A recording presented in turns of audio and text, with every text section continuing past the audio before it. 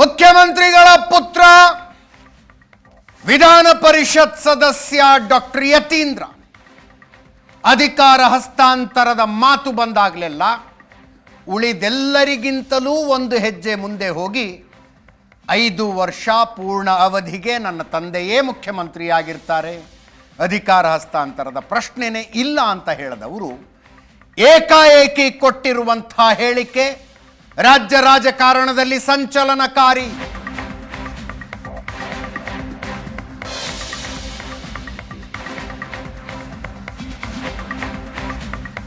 ನನ್ನ ತಂದೆಯವರು ರಾಜಕೀಯ ಕೊನೆಗಾಲದಲ್ಲಿದ್ದಾರೆ, ರಾಜಕೀಯ ಬದುಕಿನ ಕೊನೆ ಘಟ್ಟದಲ್ಲಿದ್ದಾರೆ.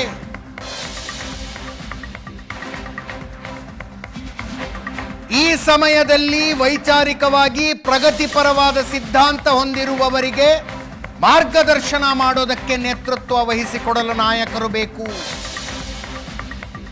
ಜಾರಕಿಹೊಳಿ ಅವರಂಥ ನೇತೃತ್ವ ವಹಿಸಿಕೊಳ್ತಾರೆ, ಅಂಥ ಜವಾಬ್ದಾರಿ ವಹಿಸಿಕೊಳ್ತಾರೆ.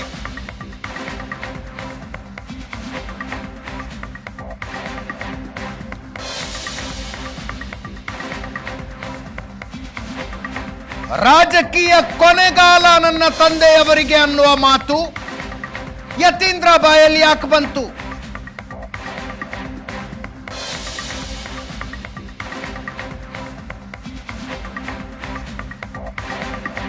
ಸಿದ್ದರಾಮಯ್ಯನವರ ಉತ್ತರಾಧಿಕಾರಿ ಸತೀಶ್ ಜಾರಕಿಹೊಳಿ ಅವರು ಅನ್ನುವ ಮಾತು ಅವರ ಬಾಯಲ್ಲಿ ಯಾಕೆ ಬಂತು?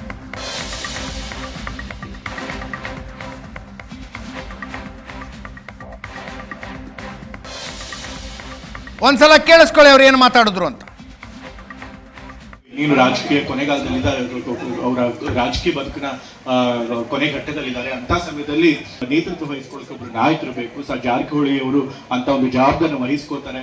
ಕಾಂಗ್ರೆಸ್ ಪಕ್ಷದ ಸಿದ್ಧಾಂತ ನಂಬಿಕೆ ಇಟ್ಕೊಂಡಿರುವಂತ ಎಲ್ಲ ರಾಜಕಾರಣಿಗಳಿಗೆ, ಯುವ ನಾಯಕರಿಗೆ ಅವ್ರ ಮಾದರಿಯಾಗಿ ನಮ್ಮ ಮುನ್ನಡೆಸ್ತಾರೆ ಅನ್ನೋ ಒಂದು ನಂಬಿಕೆ ನನಗಿದೆ. ಸೊ ಹಾಗಾಗಿ ಈ ರೀತಿ ಒಂದು ತತ್ವಬದ್ಧತೆ ಇರುವಂತಹ ನಾಯಕರು ಸಿಗೋದು ಬಹಳ ಕಷ್ಟ. ಅಂತ ಕೆಲಸನ ಜಾರಕಿಹೊಳಿ ಅವರು ಮಾಡ್ತಿದ್ದಾರೆ. ಈಗ ನೀನು ರಾಜಕೀಯ ಕೊನೆಗಾಲದಲ್ಲಿದ್ದಾರೆ, ಅವರ ರಾಜಕೀಯ ಬದುಕಿನ ಕೊನೆ ಘಟ್ಟದಲ್ಲಿದ್ದಾರೆ. ಅಂತ ಸಮಯದಲ್ಲಿ ನೇತೃತ್ವ ವಹಿಸ್ಕೊಳ್ಳೋಕೆ ಒಬ್ರು ನಾಯಕರು ಬೇಕು. ಜಾರಕಿಹೊಳಿ ಅವರು ಅಂತ ಒಂದು ಜವಾಬ್ದಾರಿಯನ್ನು ವಹಿಸ್ಕೋತಾರೆ. ಕಾಂಗ್ರೆಸ್ ಪಕ್ಷದ ಸಿದ್ಧಾಂತ ನಂಬಿಕೆ ಇಟ್ಕೊಂಡಿರುವಂತ ಎಲ್ಲ ರಾಜಕಾರಣಿಗಳಿಗೆ, ಯುವ ನಾಯಕರಿಗೆ ಅವ್ರ ಮಾದರಿಯಾಗಿ ನಮ್ಮ ಮುನ್ನಡೆಸ್ತಾರೆ ಅನ್ನೋ ಒಂದು ನಂಬಿಕೆ ನನಗಿದೆ. ಸೊ ಹಾಗಾಗಿ ಈ ರೀತಿ ಒಂದು ತತ್ವಬದ್ಧತೆ ಇರುವಂತಹ ನಾಯಕರು ಸಿಗೋದು ಬಹಳ ಕಷ್ಟ. ಅಂತ ಕೆಲಸನ ಜಾರಕಿಹೊಳಿ ಅವರು ಮಾಡ್ತಿದ್ದಾರೆ. ಸಿದ್ದರಾಮಯ್ಯನವರ ಉತ್ತರಾಧಿಕಾರಿಯಾಗುವ ವಿಷಯದಲ್ಲಿ ಜಾರಕಿಹೊಳಿ ಅವರು 2-3 ರೀತಿಯಲ್ಲಿ ಇಲ್ಲಿ ತನಕ ಮಾತಾಡಿದ್ದಾರೆ. ಒಂದು, ಹೌದು ನಾನು ಮುಖ್ಯಮಂತ್ರಿ ಸ್ಥಾನದ ಆಕಾಂಕ್ಷಿ ಎಂದಿದ್ರು. ಇನ್ನೊಂದು, ಈಗಲ್ಲ 2028ಕ್ಕೆ ನಾನು ಮುಖ್ಯಮಂತ್ರಿ ಸ್ಥಾನದ ಆಕಾಂಕ್ಷಿ ಆಗಿರ್ತೀನಿ ಎಂದಿದ್ರು. ತೀರಾ ಇತ್ತೀಚೆಗೆ 1 ವರ್ಷದ ಹಿಂದೆನೇ ನಾನು ಮುಖ್ಯಮಂತ್ರಿ ರೇಸ್ನಿಂದ ಹಿಂದೆ ಸರಿದು ಬಿಟ್ಟಿದ್ದೀನಿ ಅಂದಿದ್ರು ಸತೀಶ್ ಜಾರಕಿಹೊಳಿ ಅವರು. 1 ವರ್ಷದ ಹಿಂದೆನೇ ಹಿಂದೆ ಸರಿದು ಬಿಟ್ಟಿದ್ದೀನಿ ಅಂತ. ಈಗ ಏಕಾಏಕಿ ಡಾಕ್ಟರ್ ಯತೀಂದ್ರ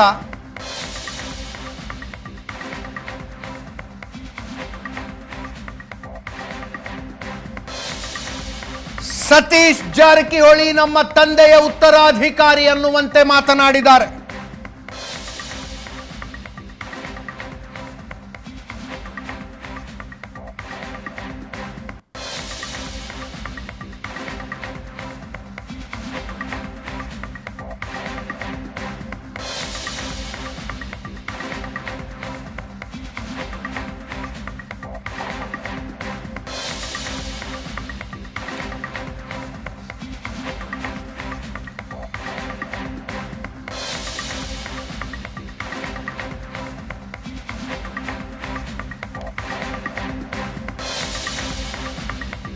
ಸತೀಶ್ ಜಾರಕಿಹೊಳಿ ಅವರಿಗೆ ವೈಯಕ್ತಿಕವಾಗಿ ಡಾಕ್ಟರ್ ಯತೀಂದ್ರ ಸ್ಟೇಟ್ಮೆಂಟ್ ದೊಡ್ಡ ಬೂಸ್ಟ್ ಕೊಟ್ಟಂಗೆ.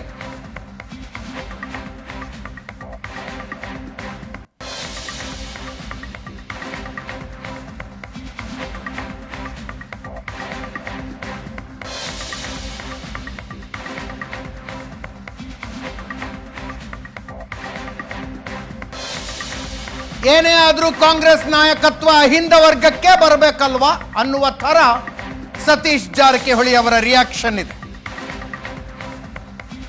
ನಮ್ಮ ವೋಟ್ ಬ್ಯಾಂಕ್ ಅಹಿಂದ ಮತಗಳೇ, ಬಹುಸಂಖ್ಯಾತರ ಬೆಂಬಲ ನಮಗಿದೆ, ಆದರೆ ಕಡಿಮೆ ಇದ್ದಾರೆ.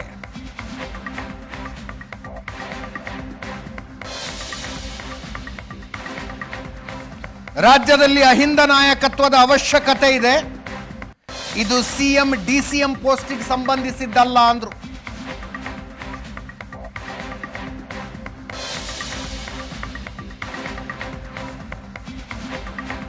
ನೋಡಿ, ಅವ್ರು ಹೇಳಿದ್ದು ಅಹಿಂದ ನಾಯಕ ಮುಖ್ಯಮಂತ್ರಿ ಅಂತಲ್ಲ, ಕೆಪಿಸಿ ಅಧ್ಯಕ್ಷ ವಹಿಸ್ಬೇಕಂತ ಹೇಳಿಲ್ಲ. ಅವ್ರು ಹೇಳಿದ ಅದರಲ್ಲಿ ತಪ್ಪೇನಿಲ್ಲ. ಈ ರಾಜ್ಯದಲ್ಲಿ ಅಹಿಂದ ನಾಯಕ ಸಂಘಟನೆ ಬಹಳ ಅವಶ್ಯಕತೆ ಇದೆ. ಸಿಎಂ ಪೋಸ್ಟ್ ಆಗಲಿ ಕೆಪಿಸಿ ಅಧ್ಯಕ್ಷ ಪೋಸ್ಟ್ಗೆ ಸಂಬಂಧಪಟ್ಟಂತ ವಿಚಾರ ಇಲ್ಲ. ಅಲ್ಲಿ ಅಹಿಂದ ನಾಯಕ ಹೇಳಿದ್ದಾರೆ, ಅದು ಸರಿಯಾದ ರೀತಿಯಲ್ಲಿ ವ್ಯಾಖ್ಯಾನ ಮಾಡಿದ್ದಾರೆ. ಅವರು ಹಿಂದಿನಿಂದ ಒಂದು ವಾಡಿಕೆ ಇದೆ. ದೇವರಾಜ್ ಅರಸಿದ್ದಾರೆ, ನಾಯಕತ್ವ ವಹಿಸಿಕೊಂಡ್ರು, ಬಂಗಾರಪ್ಪನವ್ರು ಬಂದರು, ಖರ್ಗೆಜಿ ಬಂದರು, ಅದಾದ ನಂತರ ಸಿದ್ದರಾಮಯ್ಯವ್ರು ಬಂದರು. ಅದಾದ ನಂತರ ಯಾರು ಒಬ್ಬರು ಅಹಿಂದ ನಾಯಕತ್ವ ವಹಿಸಲೇಬೇಕು, ಆ ದೃಷ್ಟಿಯಲ್ಲಿ ಅವ್ರು ಹೇಳಿದ್ದಾರೆ ಅಷ್ಟೇ.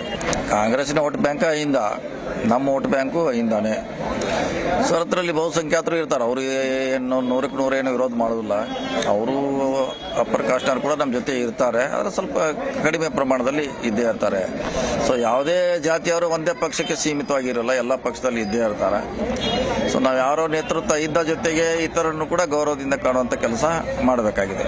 ಅವರ ತಮ್ಮ ವೈಯಕ್ತಿಕ ಅಭಿಪ್ರಾಯವನ್ನು ಹೇಳಿದ್ದಾರೆ, ಆದರೆ ಅಂತಿಮವಾಗಿ ಪಕ್ಷ ಶಾಸಕರು ತೀರ್ಮಾನ ಮಾಡಬೇಕು. 28ರ ಕ್ಲೇಮ್ ಅಂತ ಹೇಳಿರಲ್ಲ, ಮತ್ತೆ ಈಗ ಎಲ್ಲರನ್ನ ಜೊತೆಗೂಡಿ ಒಯ್ಯುವಂತ ಪ್ರಯತ್ನ ಮಾಡ್ತೀವಿ. ಅಂತಿಮವಾಗಿ ಪಕ್ಷ. ನಾನಾಗಲೇ ಹೇಳಿದಾಗೆ ಸತೀಶ್ ಜಾರಕಿಹೊಳಿ ಅವರಿಗೆ ವೈಯಕ್ತಿಕವಾಗಿ ಯತೀಂದ್ರ ಅವರ ಸ್ಟೇಟ್ಮೆಂಟ್ ಬಿಗ್ ಬೂಸ್ಟ್. ಅದು ನಾನು ಹೇಳೋದೇನ್ರಿ, ಮುಖ್ಯಮಂತ್ರಿಗಳ ಮಗನೇ ಹೇಳಲಿಲ್ವಾ, ನಾನೇ ಉತ್ತರಾಧಿಕಾರಿ ಅಂತ ಹೇಳಿಕೊಳ್ಳಬಹುದು ಸತೀಶ್ ಜಾರಕಿಹೊಳಿ ಅವರು. ಆದರೆ ಮುಖ್ಯಮಂತ್ರಿ ಆಗಬೇಕು ಅಂತ ಕಾಯ್ದು ಕುಳಿತಿರುವ ಡಿ ಕೆ ಶಿವಕುಮಾರ್ ಅವರು ಹೆಂಗೆ ತೆಗೆದುಕೊಳ್ತಾರೆ ಅನ್ನೋದು ಒಂದು, ಅವರ ಬೆಂಬಲಿಗ ಶಾಸಕರು ಇದನ್ನ ಹೆಂಗೆ ತೆಗೆದುಕೊಳ್ತಾರೆ. ರಾಮನಗರ ಶಾಸಕ ಇಕ್ಬಾಲ್ ಹುಸೇನ್ ಯತೀಂದ್ರ ಅವರ ಸ್ಟೇಟ್ಮೆಂಟನ್ನು ಎಳಸು ಸ್ಟೇಟ್ಮೆಂಟ್ ಅಂದರು. ಎಳಸು ಸ್ಟೇಟ್ಮೆಂಟ್, ನಿಮ್ಮ ಮಾತು ಬಲ್ತಿಲ್ಲ, ನಿಮ್ಮ ಮಾತಲ್ಲಿ ಶಕ್ತಿ ಇಲ್ಲ ಅಂದರು. ಡಿ ಕೆ ಶಿವಕುಮಾರ್ ಅವರನ್ನು ಬೆಂಬಲಿಸುವ ಶಾಸಕರು ಹಿಂಗಂತಾರೆ ಅಂದರೆ ಸ್ವತಃ ಡಿ ಕೆ ಶಿವಕುಮಾರ್ ಏನಂತಾರೆ? ಸ್ವತಃ ಡಿ ಕೆ ಶಿವಕುಮಾರ್ ಅವರೇನಂತಾರೆ? ಯಾರೇನು ಹೇಳಿದಾರೋ ಅವ್ರ ಹತ್ರನೇ ಕೇಳಿ.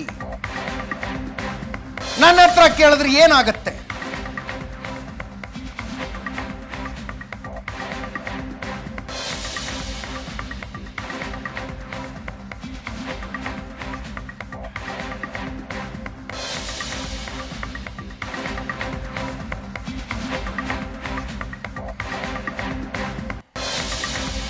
ಈಗಾಗಲೇ ಸಿದ್ದರಾಮಯ್ಯನವರು ಅನೇಕ ಸಲ ಹೇಳಿರುವ ಮಾತುಗಳನ್ನೇ ಡಿ ಕೆ ಶಿವಕುಮಾರ್ ಅವರು ಹಿಡ್ಕೊಂಡಿದ್ದಾರೆ.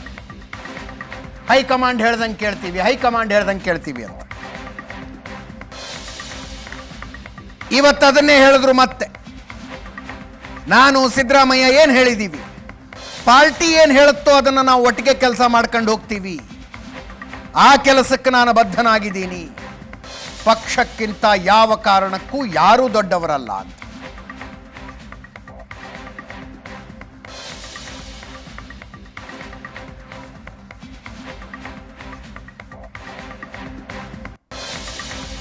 ಡಿ ಕೆ ಶಿವಕುಮಾರ್ ಅವರು ಹೇಳಿದ್ ಕೇಳಿಸ್ಕೊ. ಅವ್ರ ಹತ್ರನೇ ಕೇಳಿ, ಅವ್ರು ಏನು ಹೇಳಿದ್ದಾರೆ ನೀವು ಅವ್ರು ಕೇಳಬೇಕು, ನನಗೆ ಕೇಳಿದ್ರೆ ಏನಾಗ್ತದೆ?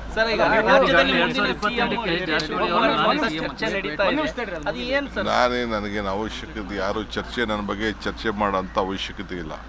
ನಾನು ಸಿದ್ದರಾಮಯ್ಯನವ್ರು ಏನು ಹೇಳಿದ್ದೀವಿ, ಪಾರ್ಟಿ ಏನು ಹೇಳ್ತದೆ ನಾವು ಒಟ್ಟಿಗೆ ಸೇರಿ ಕೆಲಸ ಮಾಡ್ಕೊಂಡು ಹೋಗ್ತೀವಿ ಅಂತ ಹೇಳಿದ್ವಿ. ಆ ಕೆಲಸಕ್ಕೆ ನಾನು ಬದ್ಧನಾಗಿ. ನಾನು ಯಾವಾಗಲೂ ಒಂದು ಮಾತು ಹೇಳ್ತಾ ಇರ್ತೀನಿ, ಪಕ್ಷಕ್ಕಿನ್ನ ವ್ಯಕ್ತಿ ಯಾವ ಕಾರಣಕ್ಕೂ ದೊಡ್ಡವರಿಲ್ಲ. ಯಾವಾಗಲೂ ವ್ಯಕ್ತಿ ಪೂಜೆ ಮಾಡೋಕ್ಕೆ ಹೋಗ್ಬಾರ್ದು. ನೀವೇನಿದ್ರು ಪಕ್ಷದ ಪೂಜೆಯನ್ನ ಮಾಡಬೇಕು. ನಾನು ಯಾವಾಗಲೂ ಈ ಗುಂಪು ರಾಜಕಾರಣ ಮಾಡೋಕ್ಕೆ ಯಾವತ್ತೂ ಅವಕಾಶ ಕೊಟ್ಟಿಲ್ಲ. ಗುಂಪು ಮಾಡ್ಬೇಕಾದ್ರೆ ಏನ್ ಬೇಕಾದ್ರೂ ಮಾಡ್ಬೋದಾಗಿತ್ತು, ಅದರಿಂದ ಏನು ಪ್ರಯೋಜನ ಆಗಿಲ್ಲ.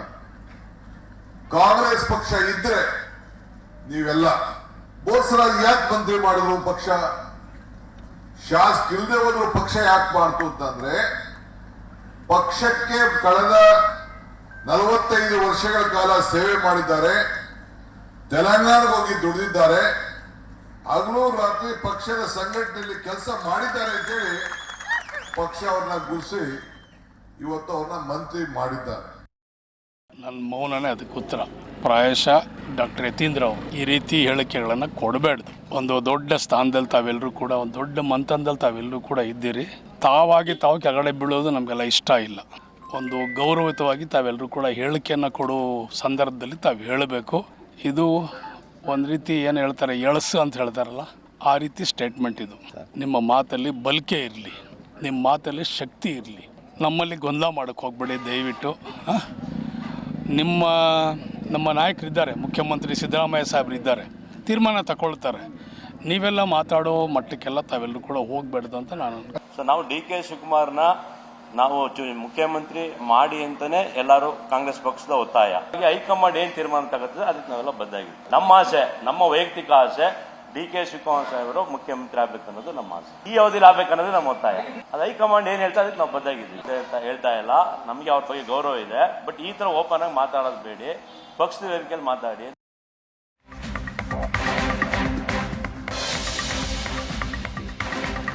ಡಾಕ್ಟರ್ ಯತೀಂದ್ರ ಹೇಳಿಕೆ ಕಾಂಗ್ರೆಸ್ ಪಕ್ಷದಲ್ಲಿ ಸಂಚಲನಕಾರಿ.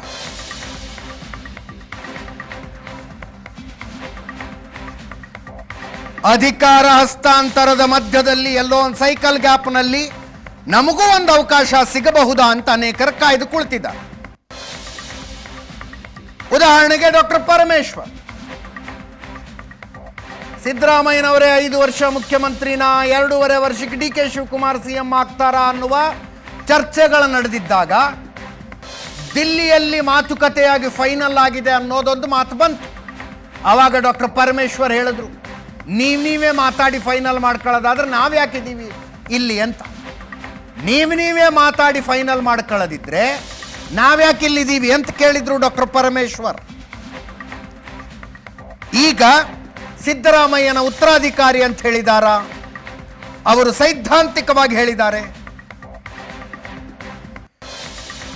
ಅಹಿಂದ ಶುರುವಾದಾಗ ಸತೀಶ್ ಜಾರಕಿಹೊಳಿ ಮುಖ್ಯ ಪಾತ್ರ ವಹಿಸಿದ್ರು, ಆ ಹಿನ್ನೆಲೆಯಲ್ಲಿ ಹೇಳಿದ್ದಾರೆ, ಅದೇನು ತಪ್ಪಿಲ್ಲ ಅಂತಂದ್ರು. MB ಪಾಟೀಲ್ರು, Eshwar Khandre, Shivraj Tangadagi, RB Timmapur, TB Jayachandra ಅನೇಕರು ಮಾತಾಡಿದ್ದಾರೆ. ಕೇಳಿಸ್ಕೊಳ್ಳಿ. ಅಲ್ಲ, ಉತ್ತರಾಧಿಕಾರಿ ಅಂತ ಹೇಳಿದಾರ, ಅಹಿಂದ ಲೀಡ್ ಮಾಡ್ತಾರೆ ಅಂತ ಸರ್ ಅವರು ಸೈದ್ಧಾಂತಿಕವಾಗಿ ಹೇಳಿದ್ದಾರೆ. ಸೈದ್ಧಾಂತಿಕವಾಗಿ ಆ ದಾರಿಯಲ್ಲೇ ಹೋಗ್ತಾರೆ ಸತೀಶ್ ಜಾರಕಿಹೊಳಿ ಅವರು ಅಂತ ಹೇಳಿ. ಯಾಕೆಂದ್ರೆ ಅವ್ರು ಹಿಂದೆ ತಮಗೆ ಜ್ಞಾಪಕ ಇದೆಯಾ ಇಲ್ಲ ಗೊತ್ತಿಲ್ಲ, ಅಹಿಂದ ಪ್ರಾರಂಭ ಮಾಡಿದಾಗ ಸತೀಶ್ ಜಾರಕಿಹೊಳಿ ಅವರು ಕೂಡ ಬಹಳ ಮುಖ್ಯವಾದ ಪಾತ್ರ ವಹಿಸಿದ್ರು. ಆ ಇದರ ಹಿನ್ನೆಲೆ ಮೇಲೆ ಅವರು ಹೇಳಿದ್ದಾರೆ, ಅದ್ರಲ್ಲಿ ತಪ್ಪೇನಿದೆ. ನನಗೆ ಅನ್ಸೋದು ಅದು ಲೀಡರ್ಶಿಪ್ಪಿನ ಲೆಕ್ಕದಲ್ಲಿ ಮಾತಾಡಿಲ್ಲ. ಅವ್ರು ಮಾತಾಡಿದ್ದು ಸರ್ಕಾರದ ಪಕ್ಷದ ಬದ್ಧತೆ ಬಗ್ಗೆ, ಸಮಾಜದ ಬದ್ಧತೆ ಬಗ್ಗೆ ಮಾತಾಡಿದ್ದಾರೆ.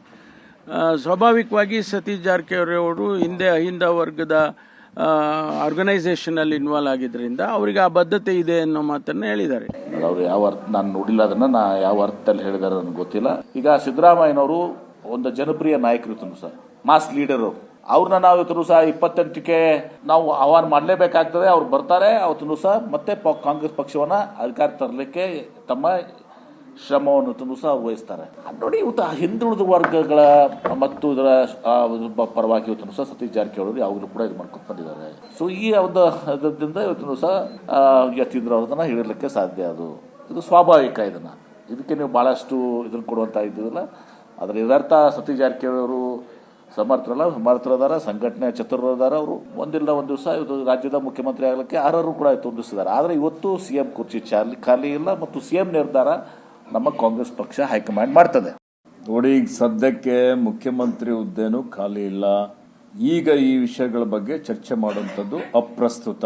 ಕಾಂಗ್ರೆಸ್ ಪಕ್ಷದ ಹೈಕಮಾಂಡ್ ನಮ್ಮೆಲ್ಲರಿಗೆ ಒಂದು ಸೂಚನೆಯನ್ನು ಕೊಟ್ಟಿದ್ದಾರೆ. ಯಾವ ವಿಷಯಗಳ ಬಗ್ಗೆ ಯಾರು ತುಟಿ ಪಿಟಕ್ ಅನ್ನಬಾರದು ಅಂತ ಹೇಳಿ, ಅದಕ್ಕೆ ಇದ್ರ ಬಗ್ಗೆ ಯಾವುದೇ ರೀತಿಯ ಪ್ರತಿಕ್ರಿಯೆ ಕೊಡುವಂಥದ್ದು ಅವಶ್ಯಕತೆ ಇಲ್ಲ ಅಂತ ನಾನು ತಿಳ್ಕೊಂಡಿದ್ದೆ. ಸಿದ್ದರಾಮಯ್ಯನವರು ಗಟ್ಟಿ ಮುಟ್ಟಿಯಾಗಿದ್ದಾರೆ. ಅದು ಅವ್ರು ತೀರ್ಮಾನ ಮಾಡುವಂಥದ್ದು. ನಾನಾಗ್ಲಿ ಮತ್ತೊಬ್ಬರಾಗ್ಲಿ ಅವ್ರು ತೀರ್ಮಾನ ಮಾಡ್ಲಿಕ್ಕೆ ಸಾಧ್ಯ ಇದೆಯಾ?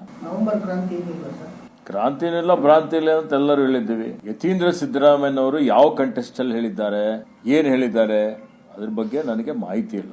ಹೈಕಮಾಂಡ್ದವರು ತಮ್ಮ ಕೆಲಸ ತಾವು ಮಾಡ್ತಾ ಇದ್ದಾರೆ. ಈಗಾಗಲೇ ಅತ್ಯಂತ ಖಡಕ್ ಆಗಿ ಸಂದೇಶವನ್ನು ಕೊಟ್ಟಿದ್ದಾರೆ. ದಿನೇ ದಿನ ಹೈಕಮಾಂಡ್ ಹೇಳ್ಬೇಕಾ? ಅದೇನು ಸಮಸ್ಯೆ ಇಲ್ಲ. ನವೆಂಬರ್ ಕ್ರಾಂತಿ ಇಲ್ಲ, ಭ್ರಾಂತಿನೂ ಇಲ್ಲ, ವಾಂತಿನೂ ಇಲ್ಲ. ಆರಾಮಾಗಿರ್ರಿ, ನಾವು ಆರಾಮಾಗಿದ್ದೀವಿ. ನೀವು ಅದ್ರ ಬಗ್ಗೆ ಟೆನ್ಷನ್ ಆಗಲ್ಲ ಅವಶ್ಯಕತೆ ಇಲ್ಲ. ಹೆಸರು ಸೂಚಿಸಿರುವಂತ ಹಿನ್ನೆಲೆ ಅವರ ಮುಖ್ಯಮಂತ್ರಿಗಳ ರೀತಿಯೊಳಗೇ ಪ್ರಗತಿಪರರಾಗಿ ವಿಚಾರವನ್ನು ಮಾಡಿದ್ರಪ್ಪ ಅನ್ನೋದ್ರ ಬಗ್ಗೆ ಹೇಳಿದ್ದಾರೆ. ನಾವು ಹೇಳ್ತೀವಿ, ಅದಕ್ಕೇನು ತಪ್ಪೇನಿದೆ. ಅವರು ಅದೇ ರೀತಿ ಜೀವನವನ್ನು ಮಾಡ್ತಾ ಇದ್ದಾರೆ. ಅದನ್ನು ಕ್ರಾಂತಿ ಪ್ರಾಂತಿ ಅನ್ನೋ ಪ್ರಶ್ನೆ ಇಲ್ಲ, ಯಾವ ಕ್ರಾಂತಿನೂ ಇಲ್ಲ. ನನಗೆ ದಯಮಾಡಿ ಈ ವಿಚಾರವನ್ನು ಭಾಳಷ್ಟು ತಿಕ್ಕಿ ಮಾತಾಡಿದ್ರೆ ಅರ್ಥ ಇಲ್ಲ. ಇದನ್ನು ವಿಚಾರ ಬಿಟ್ಟು ಬೇರೆ ವಿಚಾರವನ್ನು ಮಾತಾಡಿ. ಕ್ಯಾಬಿನೆಟ್ ರೀಶಫಲ್ ಬಗ್ಗೆ ಸರ್, ಅದ್ರ ಬಗ್ಗೆ ಎಲ್ಲದೂ ನಿರ್ಧಾರ ಮಾಡೋದು, ಕ್ಯಾಬಿನೆಟ್ ನಿರ್ಧಾರ ಮಾಡೋದು, ಮತ್ತೊಂದು ನಿರ್ಧಾರ ಮಾಡೋದು ಹೈಕಮಾಂಡ್ ಇದೆ. ನಮ್ಮ ಹೈಕಮಾಂಡ್ ಭಾಳ ಶಕ್ತಿಯುತವಾಗಿದೆ, ಗಟ್ಟಿಯಾಗಿದೆ. ಅದು ಹೈಕಮಾಂಡ್ ನಿರ್ಧಾರ ಮಾಡ್ತಾರೆ. ಅವರೇನಾದರೂ ಹೇಳಿದರೆ ಅದು ವೈಯಕ್ತಿಕ ಅಭಿಪ್ರಾಯ. ಇದು CLPಯಲ್ಲಿ ಆಯ್ಕೆ ಆಗ್ತಕ್ಕಂಥದ್ದು AICC ನಾಯಕರು ಇದನ್ನು ಚೂಸ್ ಮಾಡ್ತಕ್ಕಂಥದ್ದು ಇರೋದ್ರಿಂದ ನಾನು ಡಾಕ್ಟರ್ ಯತೀಂದ್ರ ಸಾಹೇಬ್ರ ವೈಯಕ್ತಿಕ ಅಭಿಪ್ರಾಯನ ನಾನು ಹಂಚಿಕೊಳ್ಳಿಕ್ಕೆ ಸಾಧ್ಯ ಇಲ್ಲ. ಅವ್ರ ವೈಯಕ್ತಿಕ ಅಭಿಪ್ರಾಯ ಅದು, CLP ಹಾಗೂ AICC ಅಭಿಪ್ರಾಯ ಅಲ್ಲ. ಮಾಡ್ಬೋದು, ಏನೈತೆ. ನಾಯಕರು ಸುಮ್ಮನೆ ನಾನು ನಾಯಕನ ಮಾಡೋಕ್ಕಾಗೋದಿಲ್ಲ. ನಾಯಕನಾಗಿ ಹೊರಹೊಮ್ಮಬೇಕು.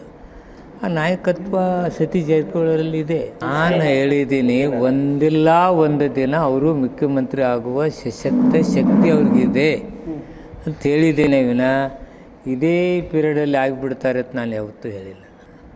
ಅವರು ಆ ಲೈನ್ದಲ್ಲಿದ್ದಾರೆ. ಮುಖ್ಯಮಂತ್ರಿ ಹುದ್ದೆ ಖಾಲಿ ಇಲ್ಲ. ರಾಜಕೀಯದಲ್ಲಿ ಕೊಡ್ತಕ್ಕಂಥ ನಮ್ಮ ಮೆಸೇಜ್ ಏನಿದೆ, ಒಂದ್ಸರಿ ಆಯ್ಕೆ ಆಗಿದ್ದಾಗ 5 ವರ್ಷ ಇರ್ತಾರೆ ಅಂತಕ್ಕಂಥ ಭಾವನೆಗಳು ಇರ್ತವೆ. ಎಲ್ಲೋ ಒಂದು ಕಡೆಗೆ ಅವಧಿ ಇದೆ, ಹಾಗೆ ಹೀಗೆ ಅಂತಕ್ಕಂಥದ್ದು ಏನಾದರೂ ಕೂಡ ಬಂದರೆ ಅದು ಆಡಳಿತದ ಮೇಲೆ ಕೆಟ್ಟ ಪರಿಣಾಮ ಬೀಳ್ತದೆ. ಆಡಳಿತವನ್ನು ಯಾವುದೇ ರೀತಿಯಲ್ಲೂ ಕೂಡ ಕೆಟ್ಟ ಪರಿಣಾಮ ಬೀಳದೇ ಇರತಕ್ಕಂಥ ರೀತಿಯಲ್ಲಿ ನಾವು ನಡಿಬೇಕಾಗ್ತದೆ. ಅಂಥ ಅವಶ್ಯಕತೆ ಬಂದಂಥ ಸಂದರ್ಭದಲ್ಲಿ ವರಿಷ್ಠ ತೀರ್ಮಾನ ಮಾಡ್ತಾರೆ. ಆದರೆ ಎಲ್ಲ ಒಂದು ಕಡೆಗೆ ಈಗ ಸದ್ಯಕ್ಕೆ ಇರ್ತಕ್ಕಂಥದ್ದು ಮುಖ್ಯಮಂತ್ರಿ ಹುದ್ದೆ ಅಂತಕ್ಕಂಥದ್ದು ಖಾಲಿ ಇಲ್ಲ.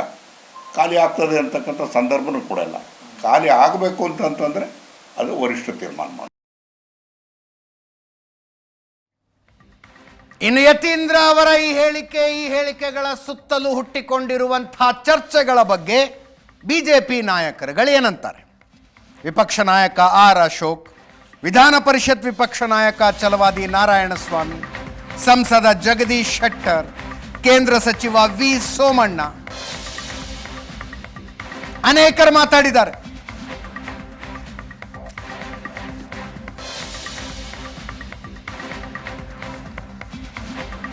ಮುಖ್ಯಮಂತ್ರಿ ಸ್ಥಾನಕ್ಕೆ DK ಶಿವಕುಮಾರ್ ಟವಲ್ ಹಾಕಿಬಿಟ್ಟಿದ್ರು.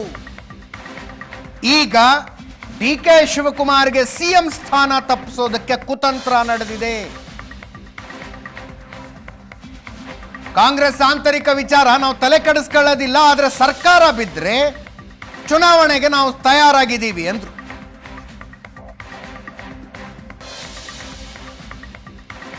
ಬೆಳಗಾವಿಯಿಂದ ಸರ್ಕಾರದ ಪತನಕ್ಕೆ ಯತೀಂದ್ರ ಗುದ್ದಲಿ ಪೂಜೆ ಮಾಡಿದ್ರು ಅಂತ ಅನಲೈಸಿಸ್ ವಿಪಕ್ಷ ನಾಯಕ ಆರ್ ಅಶೋಕ್ ಅವರದ್ದು.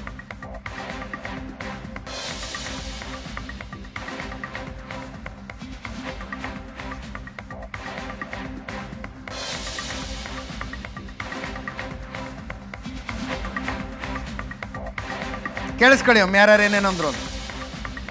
ಸಿದ್ದರಾಮಯ್ಯನವ್ರ ಮಗ ಯತೀಂದ್ರ ಹೋಗಿ ಹೇಳೋ ಅಂತ ಅವಶ್ಯಕತೆ ಏನಾಯ್ತು? ಅದನ್ನು ಅದು ಬೆಳಗಾವಿ ಎಲ್ಲ ಕಿರಿಕಾಗೋದು ಹೊಸರಿನೂ ಅಲ್ಲಿಂದನೇ ಶುರುವಾಗಿದ್ದು ಪಕ್ಷಾಂತರ.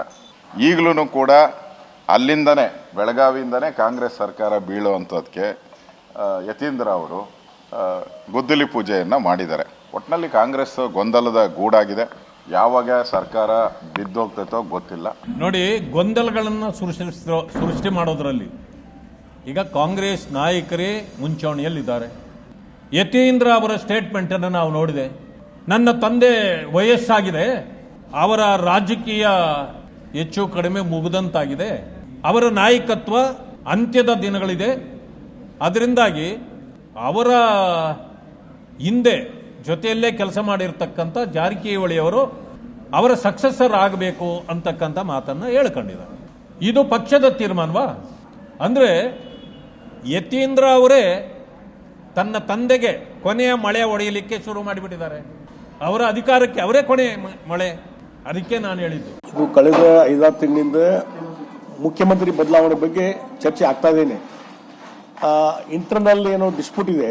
ಸಿದ್ದರಾಮಯ್ಯ, ಡಿ.ಕೆ. ಶಿವಕುಮಾರ್ ಬಹುಶಃ ಹೈಕಮಾಂಡ್ ಮುಂದೆ ಅಂಡರ್ಸ್ಟ್ಯಾಂಡ್ ಆಗಿದೆ, 2.5 ವರ್ಷಕ್ಕೆ ಅಧಿಕಾರ ಬಿಟ್ಟು ಕೊಡಬೇಕು, ಡಿ.ಕೆ. ಶಿವಕುಮಾರ್ ಮುಖ್ಯಮಂತ್ರಿ ಆಗ್ಬೇಕಂತೇಳಿ. ಈಗ ಅದು ಹತ್ತಿರ ಬಂದಂಗೆ ಇವತ್ತು ಸಿದ್ದರಾಮಯ್ಯನವರಿಗೆ ಡಿ.ಕೆ. ಶಿವಕುಮಾರ್ ಮುಖ್ಯಮಂತ್ರಿ ಮಾಡುವಂತ ಮನಸ್ಸಿಲ್ಲ. ಅದಕ್ಕಾಗಿ ಅವರು ಅಧಿಕಾರ ಬಿಟ್ಟು ಕೊಡ್ಲಿಕ್ಕೆ ತಯಾರಾದರೂ ಸದ್ಯಕ್ಕೆ ಅವರು ಹೇಳಿದಂತ ಒಬ್ಬ ವ್ಯಕ್ತಿ ಮುಖ್ಯಮಂತ್ರಿ ಆಗಬೇಕು. ಆ ವ್ಯಕ್ತಿ ಯಾರು ಅನ್ನುವಂಥದ್ದು ಮುಖ್ಯಮಂತ್ರಿಗಳ ಮಗ ಯತೀಂದ್ರ ಮುಖಾಂತರ ಈಗಾಗಲೇ ಹೊರಗೆ ಬಂದಿದ್ದು ನೀವು ನೋಡ್ತಾ ಇದ್ರಿ. ಸತೀಶ್ ಜಾರಕಿಹೊಳಿ, ಸಿದ್ದರಾಮಯ್ಯನವರು ಎಟ್ ಎನಿ ಕಾಸ್ಟ್ ಡಿ.ಕೆ. ಶಿವಕುಮಾರ್ನ ಮುಖ್ಯಮಂತ್ರಿ ಆಗಲಿಕ್ಕೆ ಬಿಡುವುದಿಲ್ಲ. ಹೀಗಾಗಿ ಇದೇನು ಇನ್ ಫೈಟಿಂಗ್ ಇದೆ, ಇದರ ಮುಖಾಂತರ ಈ ಸರ್ಕಾರಕ್ಕೂ ಗಂಡಾಂತರ ಇದೆ ಮತ್ತು ಇದೇ ಒಂದು ವಿಷಯದ ಮೇಲೆ ಸರ್ಕಾರ ಕೊಲಾಪ್ಸ್ ಆಗೋದ್ರಲ್ಲಿ ಸಂಶಯ ಇಲ್ಲ ಅಂತ ನಾನು ಸ್ಪಷ್ಟವಾಗಿ ಹೇಳ್ತೀನಿ. ಕಾಂಗ್ರೆಸ್ ಪಕ್ಷ ಗೊಂದಲದ ಗೂಡಾಗಿದೆ. ಹೇಳೋರು ಕೇಳೋರು ಇಲ್ಲದೆ ಹೋಗಿರುವಂಥ ಪರಿಸ್ಥಿತಿ ಬಂದಿದೆ. ಯಾರಪ್ಪ ಯಾರಮ್ಮ ಅನ್ನೋ ಪರಿಸ್ಥಿತಿಯಲ್ಲೇ ಇಲ್ಲದೆ ಇರತಕ್ಕಂಥ ಒಂದು ಅವ್ಯವಸ್ಥೆಯ ಹಗರ ಕಾಂಗ್ರೆಸ್ ಪಕ್ಷ ಆಗಿದೆ. ಯಾರು ಯತೀಂದ್ರ, ಯಾರು ಸಿದ್ದರಾಮಯ್ಯ, ಯಾರು ಡಿ.ಕೆ. ಶಿವಕುಮಾರು, ಅನಾವಶ್ಯಕವಾಗಿ ಮಧ್ಯದಲ್ಲಿ ಸತೀಶ್ ಜಾರಕಿಹೊಳಿ ಅವ್ರನ್ನ ತರ್ತಕ್ಕಂಥ ಅವಶ್ಯಕತೆ ಇಲ್ಲ. ಅವರೇ ಸತೀಶ್ ಜಾರಕಿಹೊಳಿ ಒಂದ್ಸಾರಿ ಅವರೇ ಸ್ಟೇಟ್ಮೆಂಟ್ ಮಾಡಿದ್ದಾರೆ, ನಾನು 2028ವರೆಗೂ ನಾನೇನು ಇದಿಲ್ಲ, ನಂದು ಯಾವುದು ಕ್ಲೈಮ್ಸ್ ಇಲ್ಲ ಅಂತ ಅನ್ನೋ ಮಾತನ್ನು ಅವರೇ ಹೇಳಿದ್ದಾರೆ.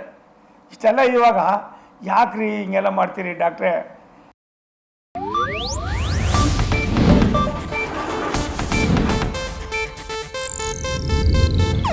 ಇದು ಏಷ್ಯಾನೆಟ್ ನ್ಯೂಸ್ ನೆಟ್ವರ್ಕ್ ಪ್ರಸ್ತುತಿ.